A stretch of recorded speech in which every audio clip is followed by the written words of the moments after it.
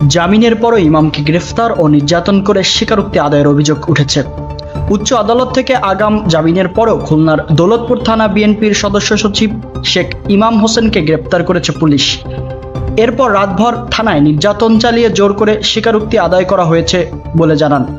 মঙ্গলবার বেলা 12:30টায় খুলনা মহানগর বিএনপি কার্যালয়ে সংবাদ সম্মেলন করে এই অভিযোগ করেন বিএনপির আহ্বায়ক শফিকুল আলম মনা।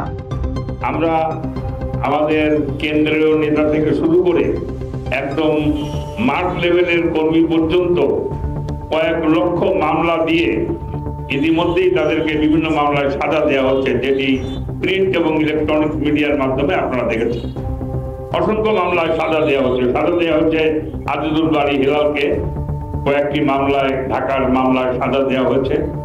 আমরা দেখেছি একের পর এক নির্যাতন জুলুম করে রাষ্ট্র ক্ষমতায় টিকে থাকার জন্য এই স্বৈরাচারী ফ্যাসিবাদী সরকার নানান রকম প্রচেষ্টা চালিয়ে যাচ্ছে।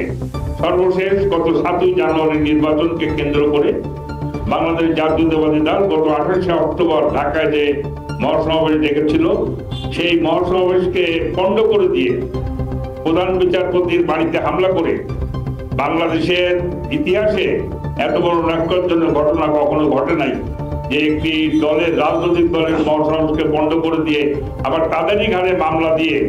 আপনারা দেখেছেন সেই ঘটনায় একজন সাংবাদিক মারা গিয়েছেন, আর অন্য সাধারণ যুব দলের নেতাও মারা গিয়েছেন।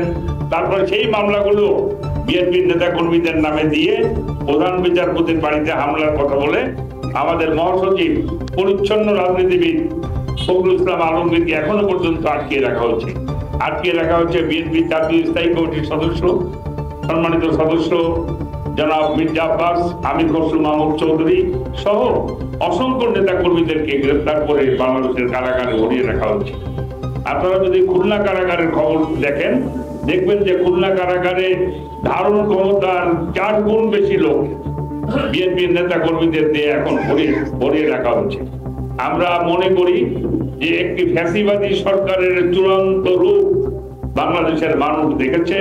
আমরা দেখছি গত 7ই জানুয়ারি নির্বাচনকে কেন্দ্র করে আমরা প্রত্যাশা করেছিলাম 7ই জানুয়ারির একতরফা নির্বাচন, যে নির্বাচনকে আমরা বলেছি ড্যামি নির্বাচন, যে সরকার আর সরকারি দলের লোকই স্বতন্ত্র প্রার্থীর নির্বাচন করেছেন। এখানে সরকারি দল কারা হবে, বিরোধী দল কারা হবে, এই বিষয়টি নিয়েও অনেকদিন ধরে অনেক লেখালেখি হয়েছে। সর্বশেষ আমরা জানতে পারলাম জাতীয় পার্টিকেই এই সরকারি দলের মর্যাদা দেওয়া হয়েছে। যাই হোক, আমরা যেটা বলতে চাই, এই নির্বাচন একটি ড্যামি নির্বাচনকে কেন্দ্র করে বাংলাদেশের মানুষের উপর নির্যাতন জুলুম হয়েছে। নির্বাচনের পরে আমরা প্রত্যাশা করেছিলাম আমাদের নেতা কর্মীরা সুস্থভাবে স্বাভাবিক জীবনে ফিরে আসতে পারবে, রাজনৈতিক কর্মকাণ্ড করতে পারবে, কিন্তু আমরা দেখলাম যে নির্যাতন জুলুম এখনো থামে নাই। আমাদের ইঞ্জিনিয়ার নুরুল ইসলাম বাচ্চুকেও গ্রেফতার করা হয়েছে এই নির্বাচনের পরে, এবং নির্বাচনের পরে অসংখ্য মানুষকে গ্রেফতার করা হয়েছে। সর্বশেষ আমরা ঢাকা থেকে, হাইকোর্ট থেকে জামিন নিয়ে আমাদের সকল নেতা কর্মী, জেলা মহানগরী, আমরা যখন জামিন নিয়ে আমরা খুলনার পথে, আমাদের দৌলতপুরের সদস্য সচিব ইমাম হোসেন তিনি খুলনায় চলে আসছেন। আসার পরপর তার বাড়ির সামনে থেকে তাকে গ্রেফতার করে, যে মামলায় তিনি জামিন নিয়েছেন, যেটি পুলিশ প্রশাসন সহ সকলে জানে, তারপরও তাকে অন্য মামলায়, যে মামলাটি আমাদের সদস্য সচিব উল্লেখ করেছেন, আপনারা জানেন যে কোনো পত্রপত্রিকায়, কোনো মিডিয়ায় আসে নাই, কোনো প্রিন্টিং মিডিয়া আসে নাই যে ওই সময় ওই ভোট কেন্দ্রে আগুন দেওয়া হয়েছে। সেখানে আনসাররা ছিল বাবলা কারিগর পাড়া ভোট কেন্দ্রে।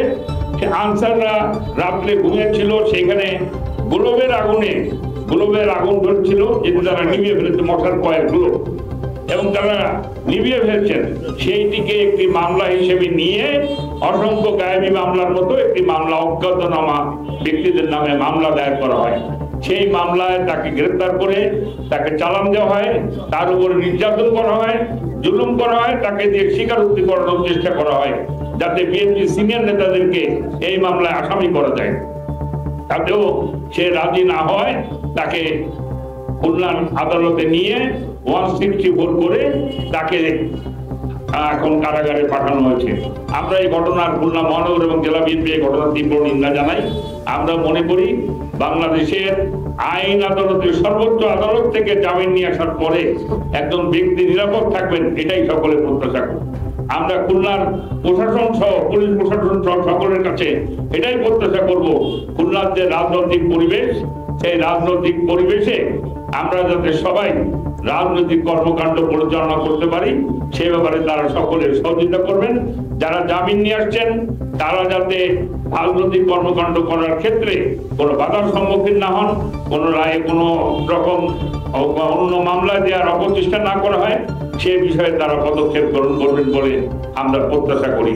আমরা অবিলম্বে ইমাম হোসেনের মুক্তি দাবি করছি এবং যে সমস্ত নেতৃবৃন্দ আমির রিজাজ খান সহ যারা এখন কারাগারে আছেন সকল নেতৃবৃন্দের মুক্তি দাবি করছি।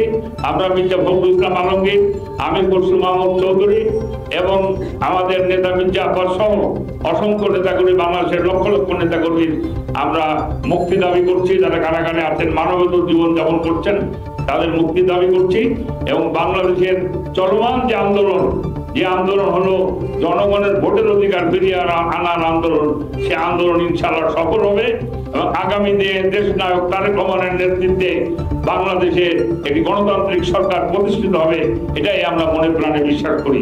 আপনাদের সকলকে আন্তরিকভাবে ধন্যবাদ এবং কৃতজ্ঞতা জানাচ্ছি মহানগর এবং জেলা বিএনপির পক্ষ থেকে। আপনারা আমাদেরকে এই আন্দোলনের সময় অনেক সহযোগিতা করেছেন, ভবিষ্যতেও আপনারা আমাদের পাশে থাকবেন।